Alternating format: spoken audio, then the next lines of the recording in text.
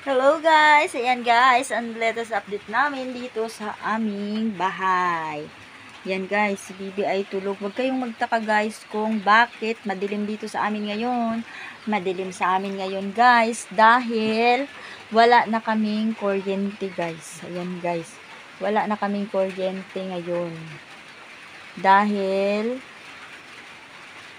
baha nga. Bahang-baha talaga dito sa amin ngayon guys. Ang mga gamit nga ni Bibi ay inilagay ko na lang sa taas. Malita namin, nilagay ko na din sa taas. Ayan guys. Tingnan nyo ba ang labas guys? Tingnan nyo na kung ano ang latest update ngayon sa labas. Yan ang labas ngayon guys. Sadyang lumaki na talaga ang tubig guys. Ayan. Ang dami ng mga nagsilikas guys. Pumunta na sa ba sa inyo? Tagadughan na? Pumunta yung undangan og baha no? Ayan guys. Grabe talaga ang baha dito sa aming lugar ngayon guys. Sobra talaga ang baha guys. Yan guys oh. Yan. Mga kapitbahay namin guys, mga nagsilikas na sila guys. Kasi nagsilikas na sila. Ayan ang bahay ng papa ko. Pupunta kami dyan maya maya guys. Pagkagising ni Bibi, pupunta kami dyan guys. Kasi dyan ata kami magpalipas ng gabi. Kasi tumaas pa talaga ang tubig. Hindi na lang kami pupuntang school. Kasi ang daming tao sa school. Siksikan doon. Ang dami na, ang mga kapitbahay namin nandun na sa school, nandun na sa gym.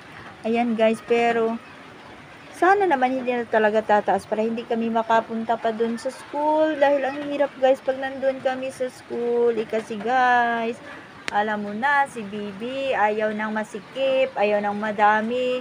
Ayaw niya ng mga ganyan-ganyan guys. Dahil gusto ni Bibi guys, talagang malawak. Yun din ang sabi ng doktor niya. Di ba nga si Bibi ay may iniinom na gamot araw-araw. May maintenance siyang iniinom na gamot. Kaya kung irritable siya, epekto na din yun ng gamot. Kaya sana naman, kami lang dalawa ni Bibi dito dahil si Papa niya ay nasa Subic. Nag-deliver ng unit, papunta pa yung Zamboanga. Kaya, hindi na ako nagsabi talaga sa kanya na ganito talaga ka, dahil baka mamroblema pa siya. Kaya, ayan, kung makita man niya, tapos na. Hupa na ang baha. Ayan, kung makita man niya. Pero sana huhupa na itong baha guys, diba? Ayan guys. Ayan guys. Ayan. Sana nga bababa na. Meron akong sign dito na palatandaan guys na dapat kaming lilipat.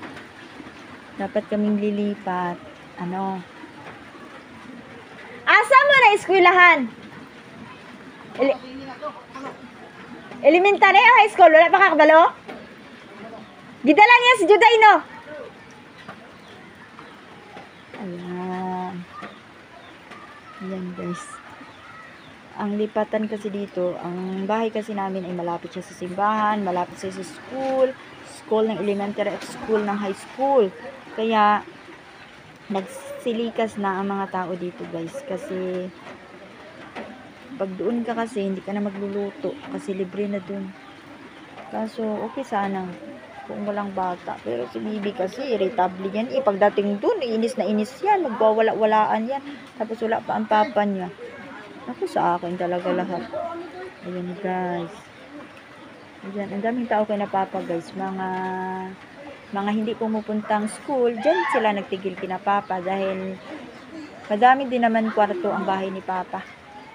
Apat na kwarto. Madaming kwarto dyan. Kaya yan guys. Mamaya pupunta kami doon mamaya. Ewan ko kung gaano nakataas ang madaming tao doon na lumikas nandun sa bahay ngayon ng magulang ko. Ayan guys, kami ni Bibi. Lilikas kami maya-maya na kasi tulog po si Bibi. Pero tinitignan ko lang, may sign akong nilagay dyan guys.